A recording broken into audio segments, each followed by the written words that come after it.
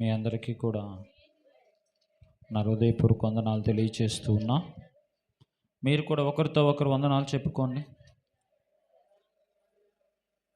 సరే, అందరూ మీ పక్కన ఉన్న వారితో కూడా వందనాలు చెప్పుకోండి. సరే. మహిమ ఘనత ప్రభావములు దేవునికే కలుగునుగాక. ఇంకా బిగ్గరగా చెప్పండి. మహిమ ఘనత ప్రభావములు దేవునికే కలుగునుగాక. హల్లెలూయా, హల్లెలూయా. సరే, పోయిన ఆదివారం ఏం వాక్యం విన్నారు? యెహోవాయే దేవుడని, ఇంకా ఎవరైతే తెలుసుకుంటారో వాళ్ళు భక్తి కలిగి ఉంటారు, భయము కలిగి ఉంటారు అని తెలుసుకున్నారు. సరే, మీకా గ్రంథం పేజీ నంబర్ 767, పేజీ నంబర్ 767, మీకా గ్రంథం 7వ అధ్యాయము 1వ వచనం చదువుకుందాం. మీకా, వేసవి కాలపు పండ్లను ఏరుకొనిన తరువాత, ద్రాక్ష పండ్లు పరిగే ఏరుకొనిన తరువాతను ఎలాగుండునో నా స్థితి అలాగే ఉన్నది. ద్రాక్ష పండ్ల గెల ఒకటియు లేకపోయెను, నా ప్రాణమునకు ఇష్టమైన ఒక క్రొత్త అంజూరపు పండైనను లేకపోయెను. చాలు. ఇప్పుడు మనం చదువుకున్న లేఖనము మీకా ప్రవక్త రాశాడు. మీకా ప్రవక్త, దేవుడు నీ వంటివాడు, దేవా నీ వంటివాడు లేడు అని ఆయన ప్రభావమును వినండి జాగ్రత్తగా, ఆయన జన్మను, ఆయన రాకడను తెలియచేశాడు. యెహోవాయే రాజుగా ఉన్నాడు అని మనము తెలుసుకోవాలి అని ఈ ప్రవక్త మాట్లాడుతూ ఉన్నాడు. యెషయా ప్రవక్తతో సమకాలికుడిగా పనిచేసిన వాడు ఈ మీకా ప్రవక్త. యెషయా ప్రవక్తతో సమకాలికుడిగా పనిచేసిన వాడు ఈ మీకా ప్రవక్త. అయితే 7 అధ్యాయాల్లో ఇప్పుడు మనం చదువుకున్న 7వ అధ్యాయము 1వ వచనములో ప్రజల పరిస్థితిని ఆయన మాట్లాడుతూ ఉన్నాడు. మీకా పరిస్థితిని కూడా 1వ వచనంలో తెలియచేస్తూ ఉన్నాడు. ఎలాగూ తెలియచేస్తున్నాడో చూడండి. వేసవి కాలపు పండ్లను ఏరుకొనిన తర్వాతను. వేసవి కాలపు పండ్లు అంటే ఏ పండ్లు గుర్తొస్తాయి మనకి? వేసవి కాలంలో బాగా వేసవి కాలపు పండ్లను ఏరుకొనిన తరువాత ముందు మొదటి కోత, రెండో కోత, మూడో కోత కూడా కోస్తారు. అయిపోయిన తర్వాత ఇంకా ఎక్కడైనా కాయలో పిందులో ఉంటే అవి పరికి వదిలేస్తారు.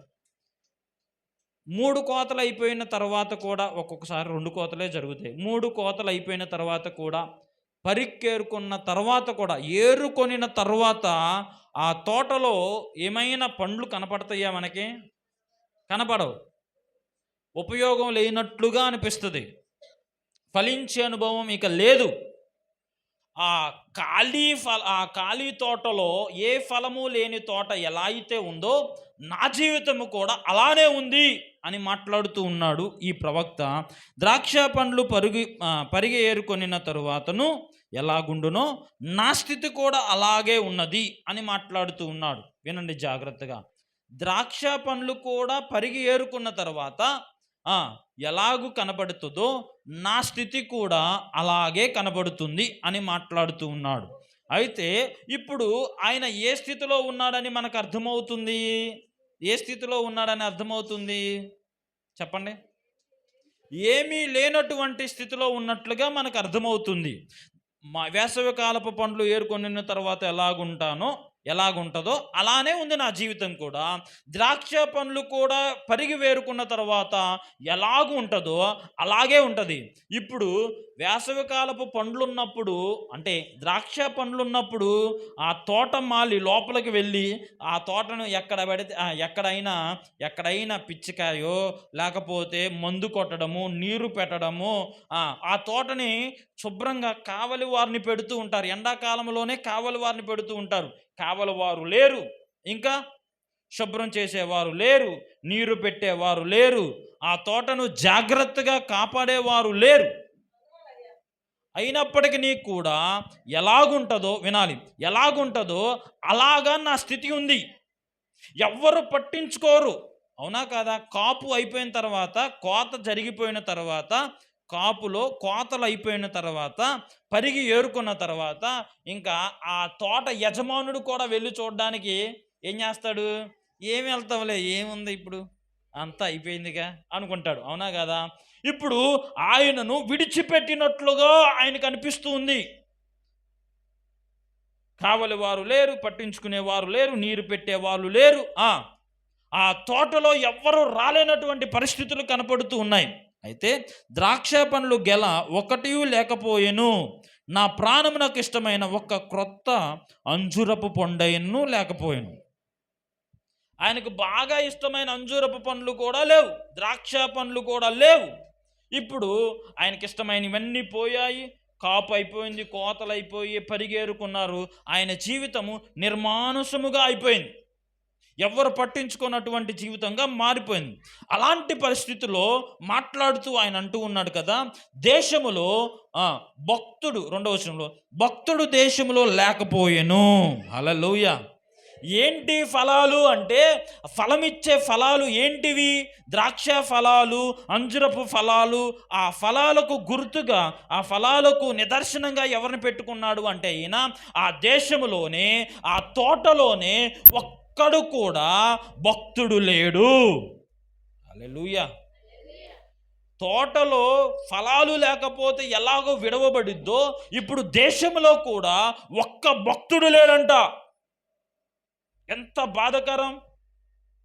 భక్తుడు దేశంలో ఒక్కడు లేడు. జనులలో యథార్థపరుడు ఒక్కడునూ లేడు. సమాజము పరిస్థితిని గూర్చి ఆయన రాస్తూ ఉన్నాడు. నాడు ఎలాగూ ఉందో నేడు కూడా, ఈరోజు కూడా అలాంటి పరిస్థితితోనే జరుగుతూ ఉంది. ఎలాగూ మాట్లాడుతూ ఉన్నాడు అంటే, సమాజములో యథార్థవంతుడు ఒక్కడు కూడా లేడు, భక్తుడు ఒక్కడు కూడా లేడు. భక్తుడు లేకపోతే, యథార్థవంతుడు లేకపోతే, అంజురపు పండ్లు కానీ, ద్రాక్ష పండ్లు కానీ ఏ విధంగా లేక పరిగి ఏరుకున్న తర్వాత తోట ఉంటుందో అట్లా నిర్మానుషముగా ఆ విధంగా దేశము పాడైపోతూ ఉంది, పట్టించుకొని విధంగా అయిపోతూ ఉంది. జాగ్రత్త చేసేవారు లేరు, నీరు పెట్టేవారు లేరు, కాపాడేవారు లేరు, కావలివారు లేరు. దేశమంతా కూడా క్షీణించిపోయే విధంగా మారిపోయింది అనే వేదనతో, అనే చింతతో ఆయన మాట్లాడుతూ ఉన్నాడు. హల్లెలూయా. ఈ రోజుల్లో కూడా యథార్థవంతుల కోసం దేవుడు చూస్తూ ఉన్నాడు, భక్తుల కొరకు దేవుడు చూస్తూ ఉన్నాడు. యెహోవా యందు భయభక్తులు కలిగి ఉండడం జ్ఞానమునకు మూలం. జ్ఞానం ఏం చేసిద్ది అబ్బాయి అంటే, సమస్త జ్ఞానమునకు మించిన దేవుని సమాధానము మన హృదయాల్లో ఉంటుంది. హల్లెలూయా. భయభక్తులు కలిగి ఉంటే ఏం వస్తుంది? జ్ఞానం వస్తుంది.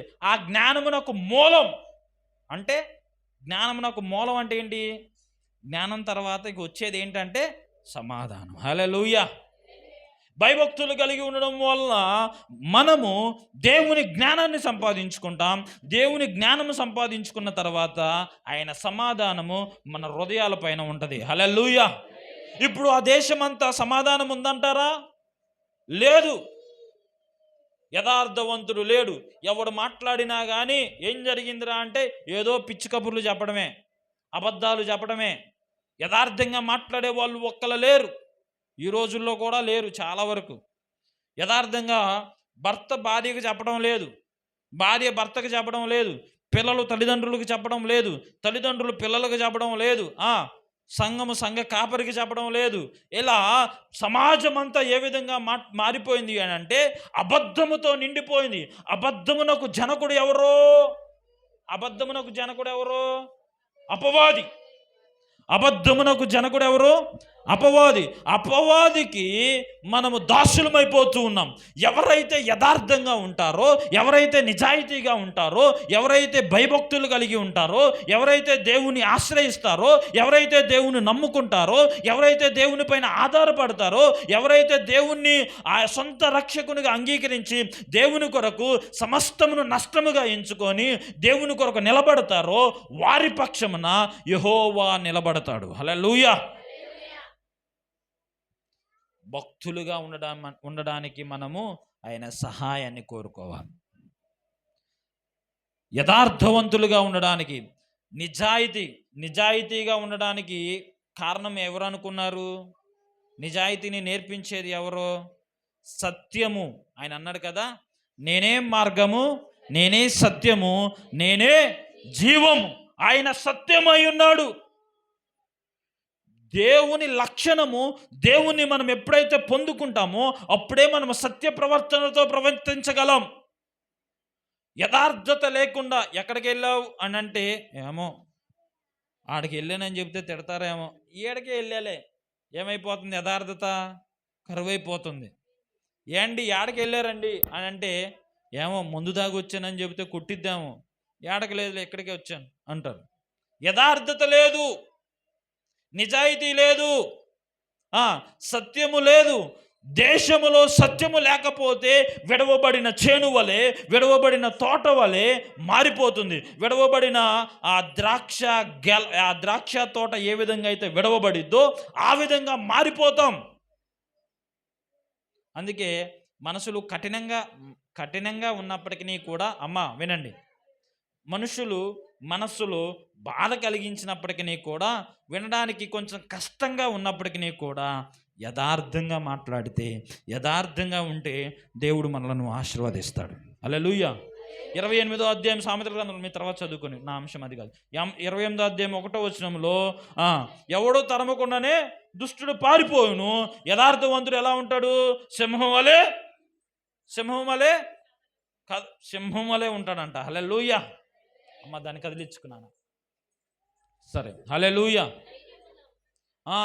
యథార్థవంతుడు ఎలా ఉంటాడంట? సింహం వలె ధైర్యంగా ఉంటాడు. ఎందుకని? నేను అబద్ధం చెప్పలా, నిజాయంగా చెప్పేశా. కొడితే కొట్టారు, తిడితే తిట్టారు, పడితే పడతా. హల్లెలూయా. యథార్థవంతులుగా ఉండడానికి ప్రయత్నం చేయాలి. అందుకనే ఆ దేశము పాడైపోవడానికి కారణం ఏంటంటే భక్తుడు లేడు, యథార్థవంతుడు లేడు. ఇంకా మాట్లాడుతూ చూడండి, అందరూ ప్రాణహాని చేయుటకై పొంచి ఉండువారే. అందరూ ఏ విధంగా ఉన్నారంట? ప్రాణహాని చేయడానికే పొంచి ఉన్నారు. ఎప్పుడు దొరుకుతాడురా బాబు ఈడు?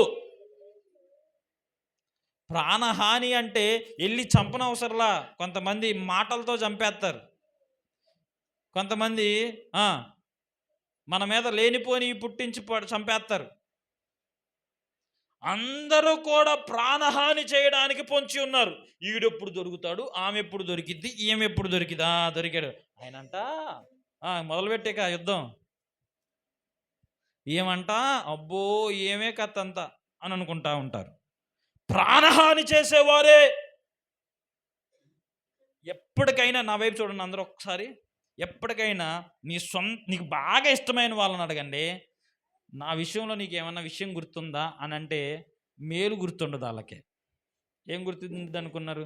అప్పుడు నువ్వు నన్ను హర్ట్ చేసావు, నాకు బాధ కలిగింది అని గుర్తుంటుంది. మనం ఎంతైనా మేలు చేయండి, ఎంతైనా మంచిగా ఉండండి, ఆ మంచిని గుర్తుపెట్టుకునేది కాదు ఈ లోకం, ఈ మనుషులు. ఏది గుర్తుపెట్టుకునేది అనుకున్నాం? ఇట్టంటాడు అట్టంటాడు, కీడును మాత్రమే గుర్తుపెట్టుకుంటారు. అవునా కదా? మీ పిల్లల కొరకు మీరు ఎంత చేసి ఉంటారు చెప్పండి? చిన్నప్పటి నుంచి ఎన్ని త్యాగాలు చేసి ఉంటారు, ఎన్ని పస్తులు ఉంటారు. అవునా కదా అమ్మా? హల్లెలూయా, హల్లెలూయా. మీ పిల్లల కొరకు, మీ కుటుంబం కొరకు, మీ భర్త కొరకు, మీ భార్య కొరకు ఎన్ని త్యాగాలు చేసి ఉంటారు మీరు చెప్పండి, ఆలోచించండి. కానీ మీ పిల్లలకి ఒక ప్యాంటు కొనుక్కుంటానన్నా, ఒక షర్టు కొనుక్కుంటానన్నా, లేకపోతే ఏదన్నా డబ్బులు అడిగినప్పుడు లేవు అని చూడండి, ఏం చేసావు? నాకు అసలు ఏం చేయలేదు అంటారు. చెయ్యింది మాత్రమే గుర్తుంటుంది కానీ చేసినవి ఏమీ గుర్తుండవు. అలాంటి సమాజంలో ఉన్నాం. అందరూ ప్రాణహాని చేయడానికి పొంచి ఉన్న వాళ్ళే. అందరూ ప్రాణహాని చేయడానికి పొంచి ఉన్నవారే. ఒక్కరు కూడా ఆ మాటలతో బలపరిచే వాళ్ళు లేరు. వారి ఆలోచనలతో, వారి పనులతో మనలను బలపరిచే వాళ్ళు లేరు. ఇలాంటి సమాజంలో ఎలా బ్రతకగలం మనం? ప్రాణహాని కలిగించే వాళ్ళు యథార్థవంతులు లేరు, అందరూ అబద్ధాలు ఆడేవాళ్ళే, అందరూ భక్తిహీనులే. ఇలాంటి సమాజంలో నీతిమంతులుగా, యథార్థవంతులుగా, భక్తులుగా, పరిశుద్ధతను కాపాడుకుంటూ దేవుని కొరకు సజీవమైన సాక్షులుగా నిలబడడం ఎలా? ఆలోచించండి మీరే. ఎలా చేయగలం? మన వల్ల ఇద్దంటారా? ఇంకా కిందకి రండి, ఎలా ఉందో సమాజం చూద్దాం. ప్రతి మనుష్యుడును కిరాతకుడై తన సహోదరుని కొరకు వలల ఒగ్గును. ఏనండి, బయట వాళ్ళ కొరకు కాదు ఒగ్గేది, తన సహోదరుడి కొరకు ఒగ్గుతారంట. ఏం చేయడానికి? కిరాతకుడై. ఆస్తి కాడ ఏదో గొడవలు వచ్చినాయి. నా వైపు చూడండి, హల్లెలూయా. ఆస్తి కాడ ఏదో గొడవలు వచ్చినాయి మొన్న రీసెంట్గా. ఒక కొడుకు తన తల్లిని నరికేసాడు. ఒక కొడుకు తల్లిని తండ్రిని నరికేశాడు. కిరాతకమైన మనుషులు. ప్రేమించిన వాళ్ళే యాసీలు పోతున్నారు మొహాల మీద. కట్టుకున్న భర్తని ఒక ఆమె ఏం చేసిందంటే కుక్కర్లో వండేసింది. రమ్ములో సిమెంట్ పోసి ఆ రమ్ములో మాంసం ముక్కలు కొట్టి వేసేసింది. ఎవరు అనుకున్నారు వాళ్ళు? నువ్వంటే నాకు ప్రాణం, నువ్వు లేకపోతే నేను బతకలేదు, నువ్వంటే నాకు ఇష్టం, జిగిరి దోస్తులు అన్న వాళ్ళే. ఒకప్పుడు నువ్వు లేకపోతే నేను లేను అని మనతో చెప్పిన వాళ్ళు ఈరోజు కుక్కర్లో అన్నం కూర వండేస్తున్నారు. ఎవరిని? మాంసాన్ని కాదు, మనుషుల్ని. ఏంటంటారు ఈ సమాజం? చెప్పండి. అందరూ కిరాతకమైన మనుషులు కలిగిన వారై ఉంటున్నారు. ఎదుటి వాళ్ళకి సమస్య వస్తే మనం నిలబడాలి అంటారు, కానీ మనకు సమస్య వస్తే నేను నిలబడతాను అనే వాళ్ళు ఎవరైనా ఉన్నారంటారా? చెప్పండి. కొన్నిసార్లు ఏదో సందర్భంలో నా భార్య పక్షంగా నేను మాట్లాడకపోతే మీరు నా పక్షాన మాట్లాడలేదని బాధపడింది. కొన్నిసార్లు నేను మాట్లాడకపోవచ్చు, కానీ మన పక్షమున యుద్ధం చేయవాడు నిత్యము మనతోనే ఉన్నాడు. హల్లెలూయా. ఆయన ఆశ్చర్యకరుడు, ఆలోచనకర్త, బలవంతుడైన దేవుడు, నిత్యుడగు తండ్రి, సమాధానమునకు అధిపతి అయిన దేవుడు. హల్లెలూయా. కిరాతకమైన మనుషులు మనల్ని కొట్టేసి నన్ను కొట్టావు అని బజార్లోకి వెళ్ళి అరవచ్చు, ఏం చేయలేము. అంతేనా లేదా? నాకు తెలిసిన ఒక ఆమె ఉంది, ఆమె అరవాల్సింది అంత అరిసిద్ది. ఆయన చెయ్యెత్తితే చాలు బయటికి వెళ్ళి అమ్మో కొట్టాడు చంపేశాడు అని అరిసిద్ది. అలాంటి మనసు కలిగిన వాళ్ళే ఉంటున్నారు ఈ రోజుల్లో. కిరాతకమైన మనసులు కలిగి తన సహోదరి పైన వలలు వగ్గుతూ ఉన్నారు.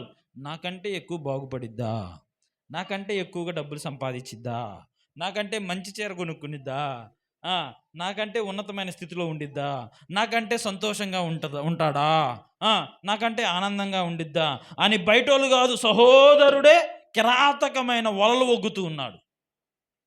మనం చేయకపోవచ్చు, ఈ రోజుల్లో సమాజం అలా ఉంది. ఇంకా చూడండి, 2 చేతులతోనూ కీడు చేయి పూనుకుంటున్నారు. ఏం చేస్తున్నారంట? ఒక చేయి కాదు, ఒక చేయి అయితే అట్ట 2 చేతులతో కీడు చెయ్య పూనుకుంటున్నారు. పూనుకోవడం అంటే చేస్తూ ఉన్నారు. 2 చేతులతో కీడు చేయడానికి మాత్రమే పూనుకుంటున్నారు. ఇవే 2 చేతులతో మేలు చేయొచ్చు, ఇవే 2 చేతులతో ప్రభువుని స్తుతించవచ్చు, ఇవే 2 చేతులతో ప్రభువుకి మన జీవితాలను సమర్పించవచ్చు, ఇవే 2 చేతులతో ఇతరులకు సహాయం చేయొచ్చు. కానీ వారు దేవుడిచ్చిన ఈ హస్తాలను, చేతులను ఎలా ఉపయోగించుకుంటున్నారంట? కీడు చేయడానికి పూనుకుంటున్నారు. దేవుడు నీకు ఇచ్చిన అవయవాలను దేవుని కొరకు ఉపయోగించకపోతే అవి తీసేస్తాడు దగ్గర నుంచి. ఒక్కసారి ఒక ఏలు పడిపోతే చాలు. ఒక్కరోజు చెయ్యి లేకపోకుండా ఉంటుందంటారా మనకి? ఒక్కరోజు ఒక చెయ్యి లేకపోతే ఎంత తిప్పలు పడతాం మనం. అవునా కదా? మనకి మళ్ళీ అన్నం తినిపించే వాళ్ళు ఉండాలి, మనకి సహాయం చేసే వాళ్ళు ఉండాలి. ప్రతి విషయంలో కూడా దేవుని కృప మనకు తోడుగా ఉంది కాబట్టే వినాలి. ఆయన కనికరము చొప్పుననే మన అవయవాలన్నీ కూడా పనిచేస్తున్నాయి. హల్లెలూయా. రెండు చేతులతో కీడు చేయాలి. మనము మేలు చేయడం నేర్చుకోవాలి, కీడు చేయడం కాదు.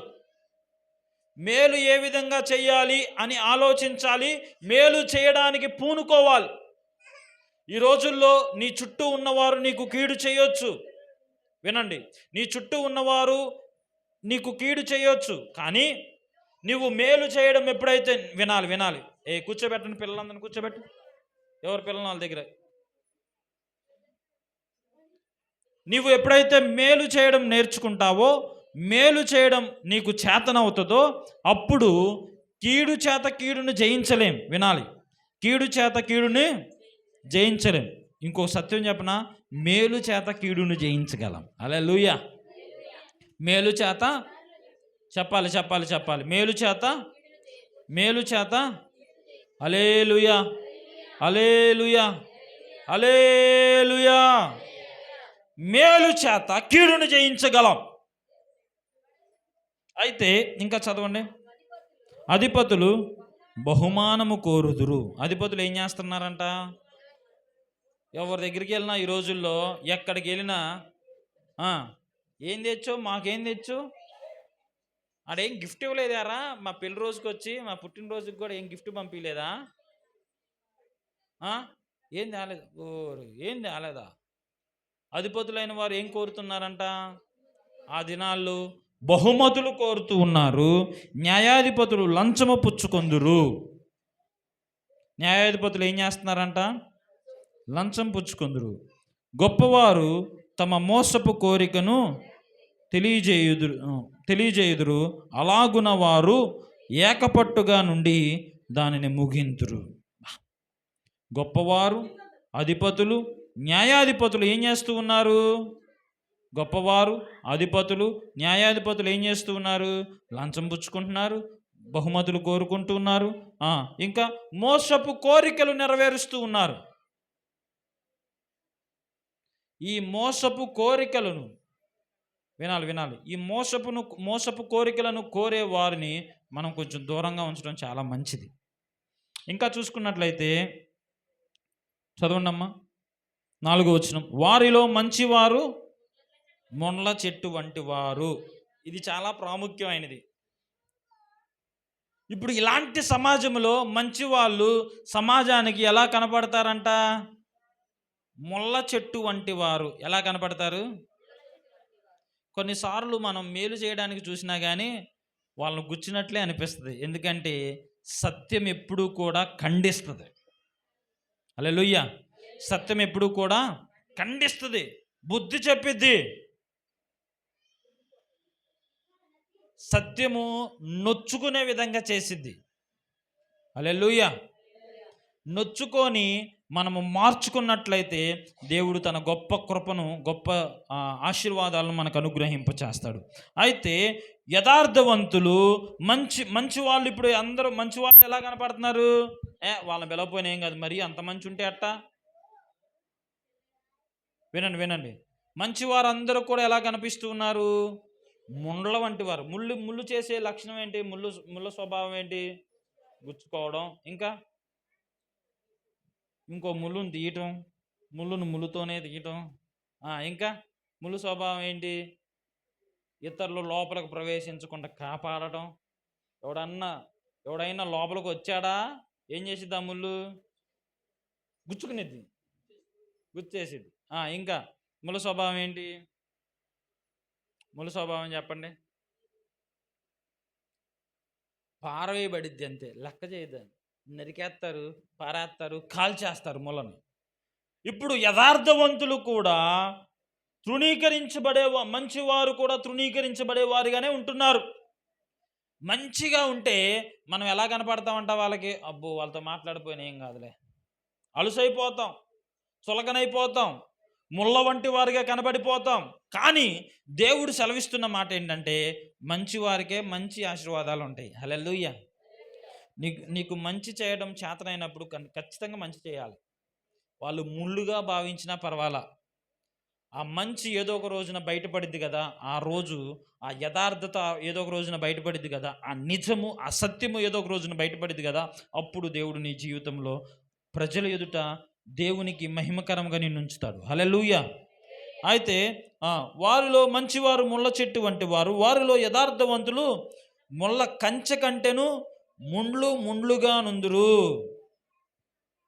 ఇప్పుడు యథార్థవంతులు ఎలా ఉన్నారంట? కంచెలు వేసే విధంగా. వీరితో మాట్లాడుతుంటే కొంచెం బిల్డప్ ఇస్తున్నానులే కానీ మాట్లాడకుండా ఉందాంలే. మరీ దేవుడు దేవుడు అంటాడు, పద్దాకా దేవుడు దేవుడు అనే ఊరి దగ్గరికి ఏం వెళ్తాం? మొల్ల కంచె వేసిన విధంగా అయిపోతూ ఉన్నారు. ఎవరో? యథార్థవంతులు ముళ్ళుగానే ఉంటున్నారు. అయితే నీ కాపరుల దినము, నీవు శిక్ష నందు దినము వచ్చుచున్నది. వినండి జాగ్రత్తగా. దేవుడు ప్రజలు అలా పాడైపోతూ ఉంటే యథార్థత లేని వారముగా, వినండి, అబద్ధికులుగా, భక్తిహీనులుగా, ఇంకా భక్తిహీనముగా, ఇలా కీడు చేసే వారముగా, కిరాతకమైన స్వభావం కలిగిన వారముగా, లంచము పుచ్చుకునే వారముగా, బహుమతులు కోరే వారముగా, మోసపు కోరికలు కోరే వారముగా ఉంటే దేవుడు ఎవరినంట శిక్షించేది? వినండి, నీ కాపరులను, నిన్ను. ఎందుకని? నీ కాపరులను నిన్ను శిక్షించు దినము వచ్చుచున్నది అనంటే ఎవరిని? వినండి, ఇక్కడ మనం ఒక విషయాన్ని తెలుసుకోవాలి. నా వైపు చూడండి ఒకసారి జాగ్రత్తగా. మీరు కొంచెం తప్పుగా ఆలోచించకూడదు. మంచిగా వినండి, మంచిగా అర్థమవుతుంది. కాపరులను ఎందుకు శిక్షిస్తానంటున్నాడు దేవుడు? యథార్థమైన మార్గం బోధించకపోతే శిక్షిస్తానన్నాడు. ఇప్పుడు కాపరులు యథార్థమైన మార్గం బోధించినా కానీ, యథార్థమైన మార్గము తెలియచేసినా కానీ పెడచెవును పెట్టి మన ఇష్టానుసారంగా జీవిస్తే ఇప్పుడు ఎవరిని శిక్షిస్తాడు దేవుడు? సమాజాన్ని శిక్షిస్తాడు. ఎందుకని? కాపరులు సరిగ్గా ఉన్నప్పటికీ కూడా నీకు ఆ మార్గము తెలిసినప్పటికీ కూడా ఆ మార్గములో నడుచుకోకపోతే, ఆ మార్గములో జీవించకపోతే, ఆ మార్గములో నీవు స్థిరంగా నిలబడలేకపోతే దేవుడు మనలను శిక్షిస్తాడు. జాగ్రత్త. ఆ శిక్ష దినము త్వరగానే వచ్చుచున్నది. ఇవి అపాయకరమైన దినాలని మనకు అర్థమవుతుందా లేదా? దుర్దినాలు అని అర్థమవుతుందా లేదా? ఇప్పుడు మోసం చేసే దినాలు అని అర్థమవుతుందా లేదా? సింపుల్గా అర్థం చేసుకోవచ్చు. మోసం చేసే దినాలు అని మనం ఎలా చెప్పగలం అంటే, ఇప్పుడు మన ఫోన్లో, మన అకౌంట్లో ఉన్న డబ్బులే మనకు తెలియకుండా తీసేస్తున్నారు. సార్, మీకు ఒక లాటరీ తీస్తున్నాం, మీ పేరు వచ్చింది, రండి, మీరు ఒక 1000 రూపాయలు పంపించండి, అంతే. ఆ 1000 రూపాయలు ఏమైపోతాయో, తర్వాత ఆ ఫోన్లో ఏమైపోతాయో తెలియదు. ట్రేడింగ్ యాప్స్ వచ్చేసినాయి. ఇన్వెస్ట్మెంట్ చేస్తే డబ్బులు మోసపోయి ఈ మధ్య కాలంలో ఎర్రచందనం తోటలు అని కొన్నారు, మోసపోయారు. ఎన్నో డబ్బు కోసం ఆశపడి మోసం చేసే వారి చేతిలో పడిపోయి. అందుకనే ఈ దినాలు ఎలా ఉన్నాయో తెలుసా? దుర్దినాలు, అపాయకరమైన దినాలు, మోస దినాలు, చెడ్డ దినాలుగా కనపడుతూ ఉన్నాయి. అరే నమ్మానురా, మోసం చేసావు, నాకు చాలా బాధగా ఉంది. ఇలాంటి మోసాలు నేను ఎన్నో చేశాను అనుకుంటాడు ఆడు మనసులో. జాగ్రత్తగా ఉండాలి. అయితే ఇంకా ఇప్పుడే జనులు కలవరపడుచున్నారు, స్నేహితుని యందు నమ్మకం ఉంచవద్దు. ఇది జాగ్రత్తగా వినండి. ఎవరి యందు నమ్మకం ఉంచవద్దు అంటున్నాడు దేవుడు? ఎవరైతే స్నేహంగా ఉన్నారో వాళ్ళతో ఎంతవరకు ఉండాలో అంతవరకు ఉండబ్బాయి, ఎక్కువ నమ్మకం ఉంచొద్దు అని చెప్తూ ఉన్నాడు. ఎందుకని? స్నేహితునితో ముఖ్య స్నేహితుడు అని ఉంటుంది. ఎక్కడ? ముఖ్య స్నేహితుడిని నమ్ముకోవద్దు. మనం ఎక్కువ సీక్రెట్లు ఎవరికి చెప్తాము? ముఖ్య స్నేహితునికి చెప్తాం. ఇదిగో మా ఆయన అట్టాంటోడు అని చెప్పామంటే సాలిక. మా ఆవిడ ఇట్లాంటిది అని చెప్తే సాలిక. మా అబ్బాయి ఇట్లాంటోడు, నేను ఎట్లాంటి దాన్ని అని చెప్తే చాలు. ఎందుకో మా అబ్బాయి ఈ మధ్య సిగరెట్ తాగుతున్నాడు అని చెప్పామంటే చాలు. వాళ్ళ అబ్బాయి సిగరెట్ తాగుతున్నాడంట, ఊరు మొత్తం టామ్. నీవు ఆ బిడ్డ మార్పు కొరకు ప్రార్థన చేయాలి.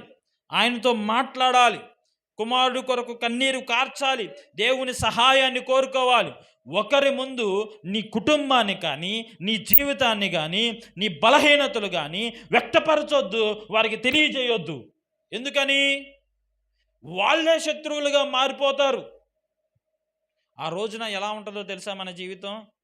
నా సీక్రెట్లన్నీ చెప్పేసా, ఇప్పుడు ఎట్లా నా బ్రతుకు, ఇవి బయటపడతాయేమో, ఇవి బయటపడతాయేమో వ్యతిరేకంగా అయిపోయిన తర్వాత సమాజంలో మనం ఎలా జీవించాలి అనేది చాలా ప్రాముఖ్యమైన విషయం.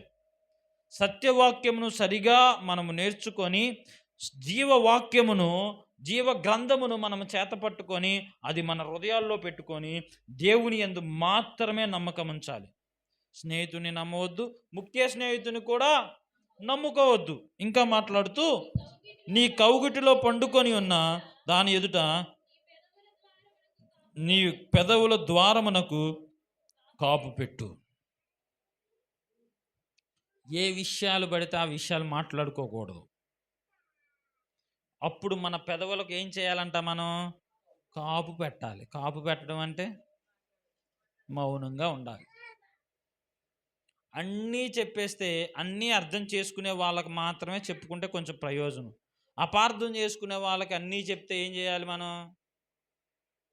అవి అర్థం చేసుకోకుండా అపార్థమైపోతే జీవితాలు పతనం అయిపోతాయి. అందుకని పెదవులకు కాపు పెట్టుము. కుమారుడు తండ్రిని నిర్లక్ష్య పెట్టుచున్నాడు. కుమారుడు ఏ విధంగా ఏం చేస్తున్నాడంట? నేను ఈ మధ్య ఒకటి ఫేస్బుక్లోనో ఎక్కడో చూసా, వే2 యాప్లో చూసా. ఏంటి అంటే, ఒక తల్లి ఫోటో వేశారు. తల్లి ఫోటో వేసి ఆ తల్లి మాట్లాడినట్లుగా చెప్తున్నారు. ఏంటి? అరే, నీవు జీవించడానికి నా గర్భాన్నే నీకు ధారపోసాను. ఇప్పుడు నేను బ్రతకడానికి మన ఇంట్లో ఒక గది కూడా నాకు లేదా అని మాట్లాడుతున్నట్లుగా పెట్టారు ఒక మీమ్. అది నిజంగా నా హృదయాన్ని తాకింది. నిజమే కదా?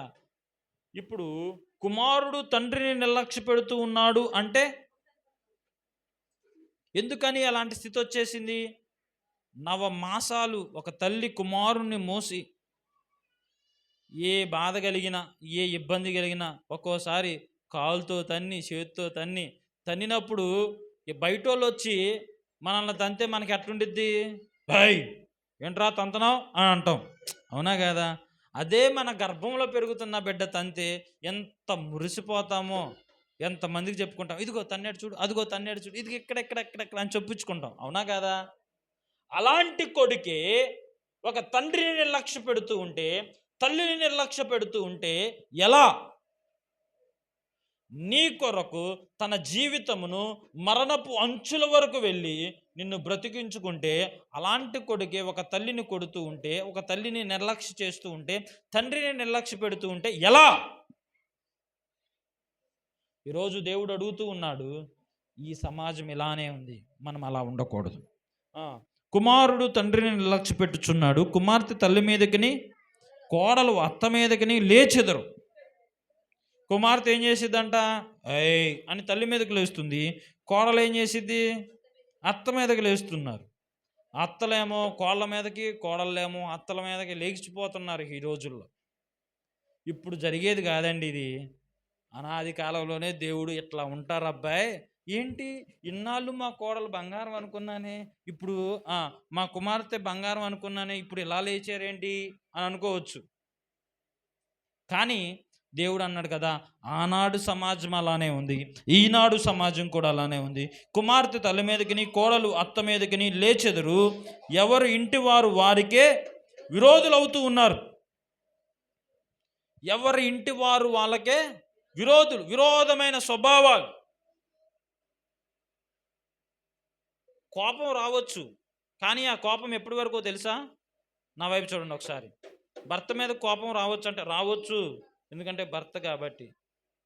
పిల్లల మీద కోపం రావచ్చు అంటే రావచ్చు, ఎందుకంటే కుమారులు కాబట్టి. వినండి, ఆ కోపం ఎప్పటి వరకు ఉండాలి? సూర్యుడు ఉదయించే వరకు ఉంచుకో, మళ్ళీ తెల్లారిందాక. సరే, సూర్యుడు అస్తమించే వరకే కోపం ఉండాలి. మళ్ళీ తర్వాత ఏ అక్క పొద్దున అట్ట మాట్లాడే ఏమన్నా ఫీల్ అయ్యావా? ఓ పాస్టర్ గారిని దేవుడు అన్నాడంట, అబ్బాయి నువ్వు వెళ్ళి ఆ వ్యక్తితో సమాధాన పడు అని అన్నాడంట. వాళ్ళిద్దరికీ ఏదో విషయంలో అసమాధానం కలిగింది. మాట తూలాడు. ఆ మాట తూలిన విషయంలో దేవుడు అన్నాడు కదా, అబ్బాయి నువ్వు వెళ్ళి ఫలానా వ్యక్తితో సమాధాన పడు అన్నాడు. సమాధాన పడు అన్న వెంటనే ఎగ్జాంపుల్గా రాము అన్నని తీసుకున్నాం, రాముని లక్ష్మణ్ తీసుకుందాం. మన ఇద్దరం మనకు తెలిసిన వాళ్ళు. రాము వాళ్ళ తమ్ముడిని ఏదో అన్నాడు. వినండి. రాము వాళ్ళ తమ్ముడిని ఏదో అన్నాడు. వాళ్ళ తమ్ముడు కొంచెం బాధగా ఉన్నాడు. లక్ష్మణ్ గారు బాధగా ఉన్నాడు. బాధగా ఉంటే రాము గారు ప్రార్థన చేసుకుంటుంటే దేవుడు అన్నాడు కదా, అబ్బాయి నువ్వు వెళ్ళి మీ తమ్ముడితో సమాధాన పడు అని అన్నాడు అనుకో. అనగానే రాము వెళ్ళిపోయి, ఎర్రా తమ్ముడు బాగున్నావా, ఏంట్రా సంగతులు, అన్నం తిన్నావా, ఏం చేస్తున్నావు అని అన్నాడు అనుకో. సమాధానం పడ్డట్ట కాదంట చెప్పండి. ఇప్పుడు నేను చెప్పే మాట చూస్తే నన్ను కొడతారా మీరు? సమాధానం పడ్డట్ట పన్నట్ట? ఎట్లా కాదు చెప్పండి. ఎట్లా అవునో చెప్పండి. ఇదొక పాయింట్. ఇంకా సమాధాన పడ్డం అంటే ఇప్పుడు అంత అయిపోయింది, అంతా మాట్లాడాడు. దేవుడు సమాధాన పడ్డమన్నాడు రాముని. లక్ష్మణ్ దగ్గరికి వచ్చి, అరే బాబు తమ్ముడు అన్నం తిన్నావా అన్నాడు. మంచిగా ఉన్నావా అని అడిగాడు. చక్కగా మాట్లాడాడు. ఇంకేమైనా డబ్బులు కావాలా, నీకేమైనా డబ్బులు కావాలంటే అడుగు నన్ను అన్నాడు. పప్పులు కొనిపిస్తాను అన్నాడు. ఎక్కడైనా మన ఇద్దరం కలిసి సత్తుపల్లిలో ఆడుకుందాం అన్నాడు. అంత అయిపోయింది. అయిపోయిన తర్వాత మళ్ళీ రాము ప్రార్థనకు వచ్చాడు. ప్రార్థనకు వచ్చిన తర్వాత ప్రభువా అని ప్రార్థన చేస్తుంటే ఇప్పుడు రాముని ప్రభు ఏమంటాడో తెలుసా? రాముని ఏమంటాడు తెలుసా? నీ ప్రార్థన నేను విన్నాను. నువ్వు ఎన్ని పదాలన్నా మాట్లాడు, ఎన్ని పదాలన్నా చెప్పు, కానీ నీ ప్రార్థన నేను విన్నాను. ఎందుకని సమాధాన పడమంటే బాగున్నావా అని అడిగితే అది సమాధాన పడ్డట్ట? ఏ విషయంలో మీకు సమాధానం చెడింది? ఏ మాట కాడ సమాధానం పోయింది? ఏ విషయంలో నువ్వు హృదయంలో బాధ పెట్టుకున్నావు? వినాలి. ఏ విషయంలో నువ్వు హృదయంలో బాధ పెట్టుకున్నావు? అరే నేను పొరపాటున నిన్ను ఆ మాట అన్నాను, కొంచెం నాకు కోపం వచ్చేసిందిలే, కానీ ఆ మాట అనేసా, ఇంకోసారి ఆ మాట అనలే, క్షమించరా. నువ్వేమైనా బాధ పెట్టుకున్నావు కాబట్టే నువ్వు నాతో ఇన్నాళ్ళు మాట్లాడలేదని నాకు అర్థమైంది. మనం వేషధారణల వలె వెళ్ళిపోయి బాగున్నావా, నేను మాట్లాడే సమాధానం అయిపోయింది అని అన్నావు అనుకో, నేను ప్రార్థన నేను విన్నా, నువ్వు ఎన్ని పదాలు కుయుక్తులు మాట్లాడినా నా వల్ల కాదు. ఆ దోషము నీ దోషం అలానే ఉంటుంది. ఎక్కడ మురికిపోయిందో అక్కడికి అడగాలి, అవునా కాదా? ఎక్కడ మరకంటిందో అక్కడే కడుక్కోవాలి. బండి మీద వైట్ షర్ట్ వేసుకొని నేను గన్నవరం మీటింగ్కి వెళ్తున్నా బ్రహ్మాండంగా హుషారుగా. నా బండి ముందే ఇంకో ఆటో వెళ్ళింది. ఆ ఆటోలో నుండి ఆ ఆటో వెళ్తుంటే అప్పుడు గేదెలు వదిలిపెట్టే టైం కదా, ప్యాడ్ వచ్చి నా షర్ట్ మీద పడింది, వైట్ షర్ట్. ఇప్పుడు నేనేం చేయాలి? ఇప్పుడు సరే బండి ఆపి నీళ్ళతో ఇప్పుడు నేను చుట్టూ కడుగుతున్నాను అనుకో, ఇక్కడ బాగుంది, ఈ గుండీలు బాగున్నాయి, ఈ కాలర్ బాగుంది, ఈ బటన్స్ బాగున్నాయి, ఈ కప్స్ బాగున్నాయి, ఈ చేతులు బాగున్నాయి అని అంటున్నాను అనుకో, నేను ఏమైద్ది? బాగానే ఉంది, మరి బాగానే ఉంటుంది. మరి బాగాలేంది ఎక్కడో అక్కడ కడగాలి. బండి ఆపిన వెంటనే నేను ఒక దగ్గర ఆపి, అమ్మ కొన్ని నీళ్ళు ఉన్నాయని ఒక ఆమెను అడిగా. ఆమె అంది చూసేసి తీసుకొస్తున్నానని వాటర్ తీసుకొచ్చింది. ఆమె వాటర్ పోసి శుభ్రంగా కడుక్కున్నాను. అయినా అది పోట్ల. ఆమె ఏం చేసింది? ఏదో లిక్విడ్ వినాలి, ఆ లిక్విడ్ పట్టుకొని వచ్చింది. ఆ లిక్విడ్తో ఇక్కడ రుద్దితే పోయిద్దా నాకు? ఎక్కడ మురికైందో అక్కడ రుద్దాలి. లిక్విడ్తో షర్ట్ మొత్తం శుభ్రం చేసుకొని చూస్తే కాసేపటికి పోయింది, రుద్ది పోయింది. మళ్ళీ వెంటనే బయలుదేరి వెళ్ళిపోయా. ఇప్పుడు ఇవనండి, ఇక్కడ మీరు అర్థం చేసుకున్న విషయం ఏంటి? ఎక్కడ మురికి పడిద్దో, ఎక్కడ మరక పడిద్దో అక్కడ శుభ్రం చెయ్యాలి. అక్కడ శుభ్రం చేయకుండా అయిందా? బాగున్నావా, ఏమన్నా కావాలా, ఎందుకే? మురికి పడ్డది ఎక్కడా? గాయపడ్డది ఎక్కడా? బాధపడింది ఎక్కడా? అది లేదు. ఏమీ చేయలేనట్టుగా, ఏమీ చేయలేదు అన్నట్టుగా దావీదు వచ్చి రాజసింహాసనం మీద కూర్చున్నాడు. వినండి జాగ్రత్తగా. నాకు ఏం జరగలేదు అన్నట్టుగా రాజసింహాసనం దగ్గర కూర్చున్నాడు, ప్రార్థన చేస్తున్నాడు, స్తుతిస్తున్నాడు. దేవుడు ఏం చేశాడు? ఒక ప్రవక్తను పంపించేశాడు. ఇదిగో వెళ్ళి భక్తుడితో మాట్లాడు.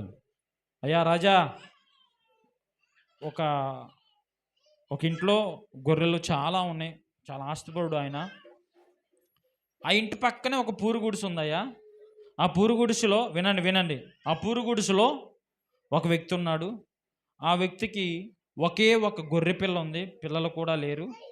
ఆ గొర్రె పిల్లని సొంత కూతుర్ని ఎలాగ పెంచుకుంటాడో అలాగూ పెంచుకున్నాడయ్యా. ఇప్పుడు ధనవంతుడి ఇంట్లోకి బంధువులు స్నేహితులు వస్తే చాలా గొర్రెలను విడిచిపెట్టేసి ఏం చేశాడు? ఆ ఒక్క గొర్రెను పట్టుకొని వచ్చి వధించేసి విందు చేసేసాడయ్యా. ఈ మాట వింటూ ఉన్నాడు రాజు. ఆగ్రహం తెచ్చుకున్నాడు. వాడు మరణమునకు పాత్రుడు. వినండి. హల్లెలూయా. రాజసింహాసనం మీద నుండి లేచి, వాడు మరణమునకు పాత్రుడు, అలాంటి వాడికి నా రాజ్యంలో స్థానం లేదు, వాడిని పంపించేయండి అని చెప్తే, అయ్యగారు అన్నారు కదా సింపుల్గా, ఆయన ఎవరో కాదయ్యా, నువ్వే. ఆయన ఎవరో కాదు, శుభ్రంగా స్నానం చేసి రాజవస్త్రాలను ధరించుకొని సింహాసనం మీద ఆసీనుడై ఉండి పక్కన అందరూ కూడా పెద్ద సభలాగా జరుగుతూ ఉంటే, ఆ మరక ఎక్కడ పడిందో తెలుసా? ఆ మరక దగ్గరికి వెళ్ళి శుభ్రం చేసుకెళ్ళి అప్పుడు రాశాడండి 51వ కీర్తన. అప్పుడు రాశాడు 51వ కీర్తన. ఎంత పశ్చాత్తాపంతో కూడిన మాటలు ఉంటాయో 51వ కీర్తనలో. దేవా, నీ కృప చొప్పున నన్ను కరుణించు, ఇస్సోపుతో నన్ను కడుగు, హిమము కంటే తెల్లగా నన్ను మార్చు, నీ కృపతో నన్ను క్షమించు అని 51వ కీర్తన అప్పుడు రాశాడు. సామెతల మొదటి సమూయేలు గ్రంథంలో 11వ అధ్యాయంలో అంతా సింపుల్గానే ఉన్నాడు. స్నానం చేసి వచ్చేసాడు, నీట్గా రాజవస్త్రాలు ధరించుకున్నాడు, అంతా అయిపోయింది. దేవుడు అన్నాడు కదా, నువ్వు పశ్చాత్తాపపడాల్సింది ఎక్కడ తప్పు చేసావో అక్కడ పశ్చాత్తాపపడాలి. ఆ మనసులో ఉన్న గలిబిల్ని క్లియర్ చెయ్యాలి, ఆ హృదయంలో ఉన్న బాధను తుడిచివేయాలి. నీకు ఎక్కడైతే మరకంటిందో ఆ మరకను కడుక్కోవాలి. అంతే తప్ప ఆ మరకను మరకలాగే పెట్టేసి మంచిగా బాగున్న చోట అలా ఉండు ఇలా ఉండు అని మాట్లాడితే ఏమంటాడు దేవుడు? దొంగోడ అంటాడు. ఏమంటాడు దేవుడు? చేసిన పనిని, చేసిన తప్పును, పడిన మరకను తుడుచుకోకుండా మన జీవితంలో ఎన్ని ప్రార్థనలు చేసినా, లేకపోతే ఎన్ని వాక్యాలు విన్నా, ఎంత ఉపవాసం ఉన్నా కానీ నీ మీద పడిన మరక, నీ మీద పడిన మురికి నీవు కడుక్కోవాలి. ఎలాగూ? దేవుని వాక్యం ద్వారా, కన్నీటి ప్రార్థన ద్వారా, పశ్చాత్తాపమైన హృదయముతో ఆయన మనలను శుద్ధి చేస్తాడు. అందుకే శుద్ధాహృదయము నాకు దయచేయి ప్రభువా అని దేవుని సన్నిధిలో శుద్ధాహృదయమును ఆయన అడిగాడు. ఈ వాక్యాలు చెప్తుంటే ఎలా ఉంటుంది అనుకున్నారు? మారేవాడికి బాగానే ఉంటుంది. మంచివారు సమాజానికి ఎలా ఉంటారు? ముండ్లులాగా ఉంటారు. యథార్థవంతులు ఎలా కనపడతారు? ముళ్ళుగా కనపడతారు, మంచి వాళ్ళకి కనపడరు. ఏంటి ఈ మాట చదువుతున్నాడు? ఆడే పశ్చాత్తాపడాలంట, ఆ విషయమే జరిగిన సంగతి మాట్లాడు. మిత్రభేదం చేసేవాడు ఏం చేస్తాడంట? జరిగిన సంగతి మాటికి ఎత్తువాడు మాటికి ఎత్తొద్దు. ఒక్కసారే క్లియర్ చేసుకో, ఒక్కసారే సమాధాన పడు. ఎందుకని? సమాధానమునకు కర్త ఆయన మనకు ఉన్నాడు. హల్లెలూయా. ఏ వ్యక్తితో అసమాధానం చెడిపోయిందో, ఏ వ్యక్తితో మన ప్రేమలు కోల్పోయాయో, ఆ వ్యక్తితో ఆ ప్రేమలు మరలా మనము పొందుకోవాలి అంటే ఎక్కడ ఏ విషయంలోనైతే మనకు సమాధానం చెడిపోయిందో ఆ విషయంలో సమాధాన పడాలి. వినండి జాగ్రత్త. ఇక్కడ ప్రజలు విరోధులైపోవడానికి ఎవరు ఇంటి వారు వారికే విరోధులైపోవడానికి కారణం ఏంటి అని అంటే మనసుల్లో ఎక్కడ పడిన మరకలు అక్కడే ఉంటున్నాయి, ఎక్కడ పడ్డ బాధలు అక్కడే ఉన్నాయి. బాధ బాధ బాధ బాధ ఎక్కువైపోయి బ్లాస్ట్ అయిపోతున్నాయి. ఆ బ్లాస్ట్ అయిపోవడం వల్ల విరోధమైన స్వభావాలు ఎదురవుతూ ఉన్నాయి. అవునా కాదా?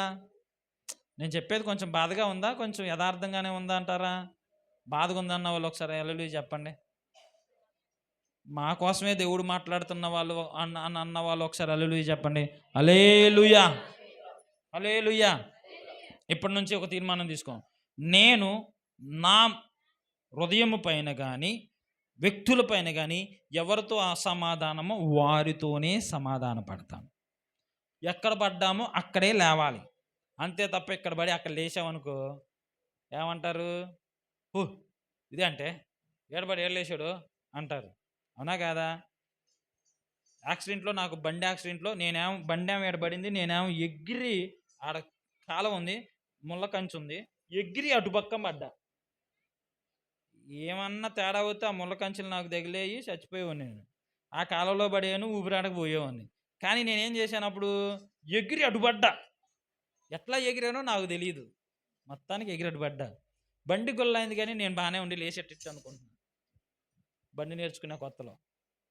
కారణం ఏంటి? దేవుడు అన్నాడు కదా, అబ్బాయి ఉండు కాస్త సేవ చేయాలి కానీ నిన్ను ఎత్తుకొని అక్కడ కూర్చోబెట్టాడు దేవుడు నన్ను. హల్లెలూయా. ఆయన చేసే అద్భుతాలు అలా ఉంటాయి. హల్లెలూయా. ఇలాంటి పరిస్థితుల్లో ఈ మాట చాలా అద్భుతమైనది, వినండి, నేను ముగిచ్చేస్తున్నాను. ఇలాంటి పరిస్థితుల్లో ఈ మీకా ప్రవక్త ఎలా ఉంటున్నాడు అనే ప్రశ్న వచ్చిందా మనకి? వచ్చిందా రాలేదా? ఇలాంటి పరిస్థితుల్లో మీకా ప్రవక్త ఎలా ఉన్నాడు, ఇప్పుడు నేను ఎలా ఉండాలి? ఇక్కడ చూడండి 7వ వచనంలో, అయినను యెహోవా కొరకు నేను ఎదురు చూసేదను. ఎంత క్లిష్టమైన పరిస్థితులు ఉన్నప్పటికీ కూడా నేను ఎవరి కొరకు ఎదురు చూస్తాను? యెహోవా కొరకు ఎదురు చూస్తాను. హల్లెలూయా. అయినను ఎలా ఉండినను, ఎలాంటి పరిస్థితులు, ఎలాంటి వ్యక్తులు నా ముందు ఉన్నాను, నేను మాత్రం ఎవరి కొరకు ఎదురు చూస్తాను అంటున్నాడు? యెహోవా కొరకు ఎదురు చూస్తాను అంటున్నాడు. హల్లెలూయా. యెహోవా కొరకు ఎదురు చూసేవారు నూతన బలము పొందుతారు. వారు పక్షిరాజు వలె రెక్కలు చాపి పైకెగురుదురు, అలయక సొమ్మచెల్లక, అలయక పరిగెత్తుదురు, సొమ్మచెల్లక నడిచిపోతారు. హల్లెలూయా. పక్షిరాజు వలె పైకి ఎగురుతారంట వాళ్ళు. హల్లెలూయా. ఆపదలు ఉన్నప్పుడు ఆపదలను దాటించగలిగిన వాడు. ఇట్లుండగా ఏమందుము? దేవుడు మన పక్షమున ఉండగా మనకు విరోధి ఎవడు? ఈ లోకములో ఉన్న వారి కంటే మనము ఆరాధిస్తున్న దేవుడు చాలా గొప్పవాడు. హల్లెలూయా. ఆయనే చాలా అద్భుతాలు చేయగలిగిన వాడు. యెహోవా కొరకు ఎప్పుడైతే ఎదురు చూడడం ప్రారంభిస్తామో అప్పుడు మనము నూతన బలం, నూతన స్ట్రెంగ్త్ను పొందుకుంటాం. హల్లెలూయా. ఆయన బలం మనం పొందుకోవాలి అంటే ఈ బలహీనత వైపు చూడకూడదు. హల్లెలూయా. ఈ బలహీనతల వైపు చూడకుండా ఆయన బలము కొరకు ఆయన బలము మనము పొందుకోవాలి అని అంటే ఆయన కొరకు, బలవంతుడైన దేవుని కొరకు మనము ఎదురు చూడాలి. రక్షణకర్తయగు నా దేవుని కొరకు నేను కనిపెట్టుకుందును. హల్లెలూయా. రక్షణకర్త అయిన నా దేవుని కొరకు నేను కనిపెట్టుకుందును, నా దేవుడు నా ప్రార్థన ఆలకించును. మనుషులు ఆలకించకపోవచ్చు, మనుషులు మనల్ని కొంచెం ఇబ్బందికరంగా చేయొచ్చు, కానీ నా దేవుడు నా ప్రార్థన ఆలకిస్తాడు. ఎన్నిసార్లు అడిగామయ్యా నిన్ను, అసలు వినవే? పర్లేదు, దేవుడు వింటాడు, దేవుడు ఆలకిస్తాడు. నా శత్రువా, ఇదే చివరి వచనం, నా శత్రువా నా మీద అతిశయపడవద్దు, నేను క్రింద పడినను తిరిగి లేతును. హల్లెలూయా. ఈరోజు నీ శత్రువు ఏదైనప్పటికీ కూడా ఆ శత్రువుతో చెప్పు. నీ బలహీనత ఏదైనప్పటికీ కూడా ఆ బలహీనతతో చెప్పు. నీ అనారోగ్యం ఏదైనప్పటికీ కూడా నీ అనారోగ్యముతో చెప్పు. నా శత్రువా నీవు అతిశయపడొద్దు, నేను కింద పడినను తిరిగి లేస్తాను. ఎందుకంటే నా స్వభావం పడిపోయే స్వభావం అయి ఉండొచ్చు, కానీ నేను నమ్మిన నా దేవుడు పడిపోయిన వారిని కూడా నిలబెట్టగలిగిన గొప్ప దేవుడై ఉన్నాడు. హల్లెలూయా. కృంగిపోయిన వారిని కూడా నిలబెట్టగలిగిన దేవుడై ఉన్నాడు. హల్లెలూయా. బలహీనులను కూడా బలపరచగలిగిన దేవుడై ఉన్నాడు. హల్లెలూయా. అసమాధానముకరమైన జీవితాలు ఉన్నప్పటికీ కూడా సమాధానము కలిగజేసే దేవుడై ఉన్నాడు. హల్లెలూయా. నా శత్రువా అతిశయపడదు. అతిశయం దేని మీద, ఏ విషయంలో పడాలి? ప్రభువును బట్టి అతిశయించాలి. హల్లెలూయా. ఎవరిని బట్టి అతిశయించాలి? ప్రభువుని బట్టి అతిశయించాలి. అయ్యా ఏడుపు వస్తుందయ్యా, ఆనందించుడి, మరలా చెబుతున్నాను ఆనందించుడి. తిడుతున్నారయ్యా, ఆనందించుడి, మరలా చెప్తున్నాను ఆనందించుడి. అవమానపరుస్తున్నారయ్యా, ఆనందించుడి, మరలా చెప్తున్నాను ఆనందించుడి.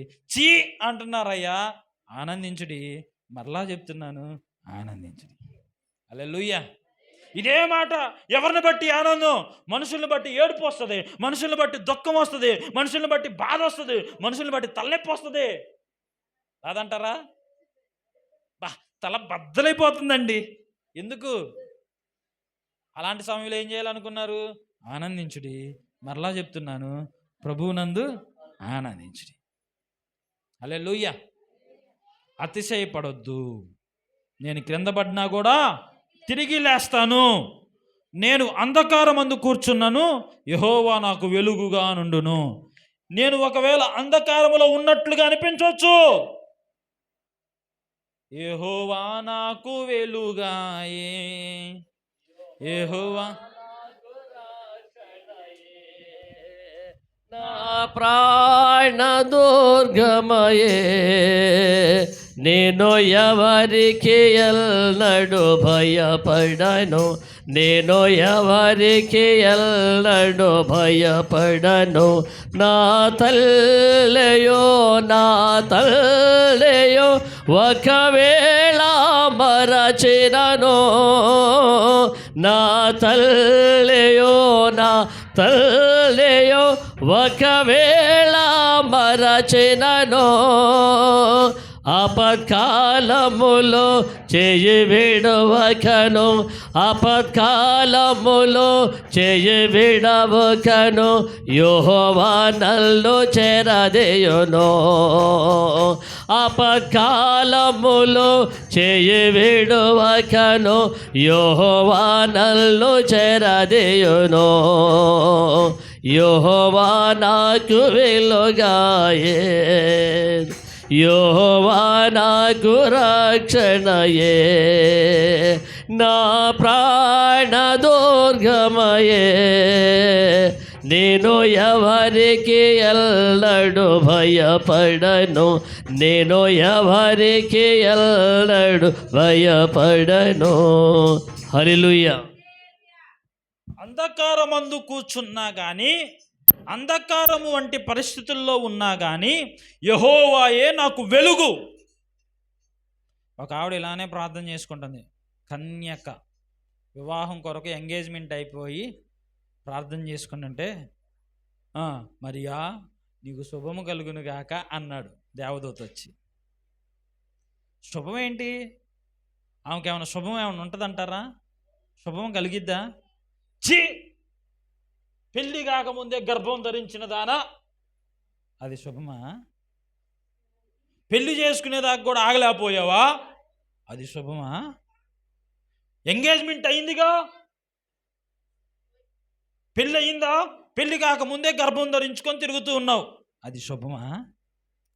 ఆ గది మొత్తం కూడా వెలుగుతో నిండిపోయింది. హల్లెలూయా. ఆ గది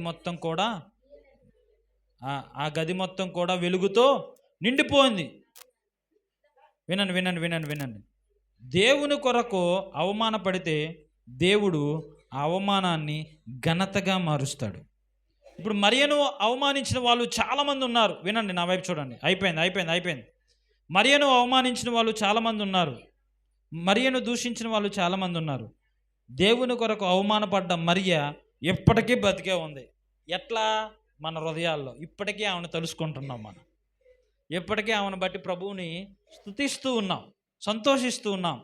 శారీరకంగా చనిపోవచ్చు కానీ ఆత్మీయంగా ఆమె అనేక మంది హృదయాలను, అనేక మందిని వెలుగుమయంలోనికి నడిపిస్తుంది. 5వ వచనంలోని 5వ అధ్యాయంలోనికి రండి. 5వ అధ్యాయం 2వ వచనంలో, బెత్లెహేము ఎఫ్రతా, యూదావారి కుటుంబములలో నీవు స్వల్ప గ్రామమైనను నా కొరకు ఇశ్రాయేలీయులను ఏలబోవాడు నీలో నుండి వచ్చును. పురాతన కాలము మొదలుకొని శాశ్వత కాలము వరకు ఆయన ప్రత్యక్షమగుచుండెను. చాలు, నేను బైబిల్ మూసేసా, మీరు కూడా బైబిల్ మూసేసి నా వైపు చూడండి. బెత్లెహేము ఎఫ్రతా, నీవెంత మాత్రము స్వల్పమైన దానివి కావు. ఒక కుగ్రామం, ఒక చిన్న పల్లెటూరు ఎఫ్రతా, బెత్లెహేం. ఇశ్రాయేలీల నుండి ఏలబోవాడు నీలో నుండి వచ్చుచున్నాడు అని అన్నాడు. ఒక ప్రవచనం ఇది. ఇంచుమించుగా ఒక 500 సంవత్సరాల క్రితము యేసుక్రీస్తుకి మీకాకి మధ్య కాల వ్యవధి. 500 సంవత్సరాల క్రితమే ఒక ప్రవచనము దేవుని ద్వారా ఈయన ప్రవచించాడు. గొప్ప రక్షకుడు, ఇశ్రాయేలీలను ఏలబోవాడు. ఎవరు ఆయన అంటే, పురాతన కాలము మొదలుకొని శాశ్వత కాలము వరకు తన ప్రజలకు ప్రత్యక్షమవుతున్నవాడు. పురాతన కాలములో ఎలాగో ప్రత్యక్షమయ్యాడు? దేవుడుగా, యెహోవాగా, ఆయన సన్నిధిగా, ప్రత్యక్షపు గుడారముగా, ఆ మందసముగా ఆయన ప్రత్యక్షమయ్యాడు. ఇప్పుడు ఎలాగో ప్రత్యక్షమవుతూ ఉన్నాడు? పరిశుద్ధాత్మగా ప్రత్యక్షమవుతూ ఉన్నాడు. మనకంటే ముందు ఎలాగో ప్రత్యక్షమయ్యాడు? ఆయన ఒక మనుష్యుడిగా ప్రత్యక్షమవుతూ ఉన్నాడు. ఆయన ఎందుకు పురాతన కాలము మొదలుకొని శాశ్వత కాలము వరకు ప్రత్యక్షమవుతూనే ఉన్నాడు? ఎందుకో తెలుసా? తన ప్రజలైన వారిని ఏలడానికి, ప్రజలైన వారిని ఆయన రక్షించడానికి. హల్లెలూయా. మానవుడు తప్పు చేసి, పాపం చేసి దేవుడు అనుగ్రహించే కృపను, మహిమను పొందలేకపోతూ ఉన్నాడు. మరలా కృపను, మహిమను, రక్షణను అనుగ్రహించడానికే ఆయన పురాతన కాలము మొదలుకొని శాశ్వత కాలం వరకు ఎందుకు ప్రత్యక్షమవుతున్నాడు? వాక్కు ద్వారా ప్రత్యక్షమవుతున్నాడు. ఆయన కార్యాల ద్వారా ప్రత్యక్షమవుతూ ఉన్నాడు. అద్భుతాల ద్వారా ప్రత్యక్షమవుతూ ఉన్నాడు. స్వస్థత ద్వారా ప్రత్యక్షమవుతూ ఉన్నాడు. గొప్ప కార్యాల ద్వారా స్వస్థత ప్రత్యక్షమవుతూ ఉన్నాడు. ఈరోజు ఈ క్షణము నీతో వాక్యము ద్వారా ప్రత్యక్షమవుతూ ఉన్నాడు. ఎంత గొప్ప ప్రేమ చెప్పండి. చాలా కుగ్రామమైన ఆ బెత్లెహేములో ఇశ్రాయేలీయులను ఏలబోవాడు పుట్టబోతూ ఉన్నాడు. అరే, మీదే ఊర్రా? ఆ ఊర్లో బాగా చదువుకున్నవాడు ఒక్కడు కూడా లేడు అనుకుంటా. అవునాయి. అందరూ పనులకి వెళ్ళే వాళ్ళు. అవునాయి. అందరూ గొర్రెలు కాచుకునే వాళ్ళు అనుకుంటగా. అవునాయి, గొర్రెలు కాచుకునే వాళ్ళు. అసలు నీ ఊరు లెక్కే లేదు అబ్బాయి. నీ కుటుంబం చాలా స్వల్పమైనదిగా ఉండొచ్చు. నీ చదువు స్వల్పమైనదిగా ఉండొచ్చు. నీ జ్ఞానము స్వల్పమైనదిగా ఉండొచ్చు. నీ బిడ్డలు ఎదుటి వాళ్ళకి స్వల్పమైన వారుగా ఉండొచ్చు, చులకనగా ఉండొచ్చు. కానీ నీ కుటుంబంలో నుండి ఒక గొప్ప అద్భుతాన్ని దేవుడు తీసుకొని రాబోతూ ఉన్నాడు. నమ్మిన వారు ఒకసారి హల్లెలూయా చెప్పండి. హల్లెలూయా. ఆశ్చర్య కార్యములు జరిగించబోతూ ఉన్నాడు. మహిమాన్వితమైన కార్యాలు జరిగించబోతూ ఉన్నాడు. అద్భుతాలు చేయబోతూ ఉన్నాడు. నీ కుటుంబంలో నుండి కొంతమంది అనుకుంటా ఉంటారు, మా తాతయ్యకి 3 ఆడపిల్లలు. మా తాతయ్యకి అంటే మా చిన్న తాతయ్యకి, మా సొంత తాతయ్యకి 5 ఆడపిల్లలు. 6 ఆడపిల్లలు అయితే ఒక ఆడపిల్ల చనిపోయింది. ఇప్పుడు 5 ఆడపిల్లలు ఇప్పుడు బాగానే ఉన్నారు అందరూ. ఈ 5 ఆడపిల్లల వల్ల ఏమైద్ది? ఆడపిల్ల పుట్టింది. ఎందుకని? మొదట ఒక అమ్మాయి పుట్టింది, మళ్ళీ ఆడపిల్ల పుట్టిద్దాము 2వ ఆమె కోసం ఉంచాడు, మళ్ళీ ఆడపిల్ల పుట్టిద్దాము 3వ ఆమె కోసం ఉంచాడు, మళ్ళీ ఆడపిల్ల పుట్టింది, మళ్ళీ మగపిల్లడు పుడతాడేమోనని ఉంచాడు. 3వసారి కూడా ఆడపిల్ల పుట్టింది. 4వసారి అయినా మగపిల్లోడు పుడతాడేమోనని ఉంచాడు, మళ్ళీ ఆడపిల్ల పుట్టింది. 5వసారి అయినా ఆడపిల్ల పుట్టిద్దామని ఉంచాడు, మళ్ళీ ఆడపిల్ల పుట్టింది, మగపిల్లోడు పుడతాడేమోనని. వినండి. 6వసారి అయినా మగపిల్లోడు పుడతాడేమోనని ఉంచాడు, మళ్ళీ ఆడపిల్ల పుట్టింది. ఇక ఈ ఆడపిల్లల వల్ల ఏమైంది అని ఆడపిల్లలను పట్టించుకోకుండా, ఆడపిల్లలను చదివించకుండా ఉన్నాడు మా తాత. మగపిల్లలను చదివించాడు. మా తాత వాళ్ళ తమ్ముడిని చదివించాడు, మా బాబాయ్ వాళ్ళ కొడుకుని, ఇప్పుడు మాకు బాబాయ్ గాబ్రియల్ బాబాయ్ వాళ్ళని చదివించాడు. ఈయన ఈ పిల్లల పనులకు పంపించేవాడు. వీళ్ళ వల్ల ఏమైంది, వాళ్ళే మగపిల్లలు మాకు ముద్ద పెట్టేది అని అనుకున్నాడు. కానీ చదివించిన మగపిల్లలు ప్రయోజకులు అయిపోయి గొప్ప లక్షలు సంపాదిస్తున్నారు, కానీ వాళ్ళు వచ్చి రూపాయి ముద్ద పెట్టల. పనులు చేసుకున్న ఆడపిల్లలే బాగుపడ్డారు కథ అంతా. వినండి, ఈ ఆడపిల్లల్లో ఉన్న ఆడపిల్లల వల్ల ఏమైంది, వాళ్ళ ప్రార్థన జీవితం, ఈ ఆడపిల్లల్లో నుంచి దగ్గరగా 5 సేవకులు వచ్చారు. ఎంతమంది సేవకులు? ఏమైంది ఆడపిల్లల వల్ల? ఈ 5 సేవకుల్లో నేను ఒకనే.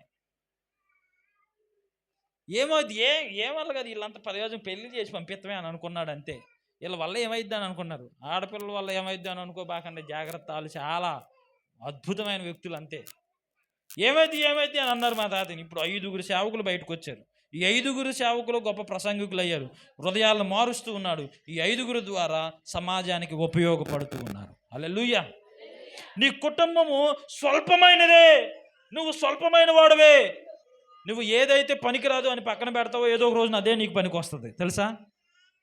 దావీదుని కూడా పక్కన పెట్టాడు. ఎవరో వాళ్ళ నాన్న, ఏడు పనికిరాడు గొర్రెకు పంపించనీలే, రే పోరా, ఇంటికి కూడా రాబాక, ఎప్పుడో ఒకసారి రా, పో, దూరంగా వెళ్ళిపో. ఆడే బతుకుతున్నాడు, ఎడారుల్లోనే గొర్రెలు కాచుకుంటూ బతుకుతున్నాడు. కానీ ఆ పనికిరాని వాడిని, అరే దా మీ నాన్న పిలుస్తున్నాడు రా, తీసుకొచ్చి పనికొచ్చే పాత్రగా రాజ్యానికే రాజుగా నియమించాడు దేవుడు. హల్లెలూయా. తండ్రికి పనికి రాకపోవచ్చు, అన్నలకు పనికి రాకపోవచ్చు, కానీ ఇప్పుడు ఎవరికి పనికి వస్తున్నాడు? సమాజానికి, దేశానికి, అంతకంటే ప్రాముఖ్యంగా దేవునికి పనికి వస్తూ ఉన్నాడు. హల్లెలూయా. నీ బిడ్డల్ని ఎవరైనా అనొచ్చు, స్వల్పమైన వాళ్ళు, పనికిరాని వాళ్ళు అనొచ్చు, కానీ దేవుడు వాళ్ళని గొప్ప వాళ్ళగా చేయబోతున్నాడు. నమ్మిన వారు ఒకసారి బిగ్గరగా హల్లెలూయా చెప్పండి. హల్లెలూయా. యూదా, బెత్లెహేము, ఎఫ్రతా, నువ్వెంత మాత్రము స్వల్పమైన దానివి కావు. ఈరోజు నుండి నువ్వు చెప్పుకోవాలి, పలానా జీవాన్, నువ్వు స్వల్పమైన వాడువు కావు. నీ పేరు పెట్టుకొని నువ్వు చెప్పుకో ఒకసారి. నీలో నుండి ఇశ్రాయేలును ఏలబోవు రాజు రాబోతూ ఉన్నాడు. హల్లెలూయా. ఆయన 1000 ఏళ్ల పాలనలో రాజులు ఎట్టొస్తారు అని అనుకోవచ్చు. ఖచ్చితంగా వస్తాడు. ఎలా వస్తాడో తెలుసా? 1000 ఏళ్ల పాలనలో అధికారులు, రాజులు ఎవరు అనుకున్నారు? ఎవరైతే క్రీస్తు కొరకు జీవిస్తారో వాళ్ళని రాజులుగా చేస్తాడు ఆయన, అధికారులుగా చేస్తాడు. వాళ్ళే నాయకులు, వాళ్ళే పరిపాలన చేసేది. హల్లెలూయా. అక్కడ అసత్యమో సమాధానాలే ఉండవు, సత్యముతో పరిపాలన జరగబోతుంది. హల్లెలూయా. ఆయన కృపతో మనం అందరము కూడా బలపరచబడే వారముగా ఉండాలని కోరుకుంటూ ఈ నా మాటలు ముగిస్తున్నాను. దేవుడి వాక్యం ద్వారా మనలను దీవించి బలపరిచి ఆశీర్వదించునుగాక. ఆమేన్. ప్రార్థన చేసుకుందాం. లక్ష్మణ ప్రార్థన చేసుకుందాం. విన్న వాక్యమును బట్టి ప్రభువా, నేను స్వల్పమైన వ్యక్తిగా కనిపించవచ్చు,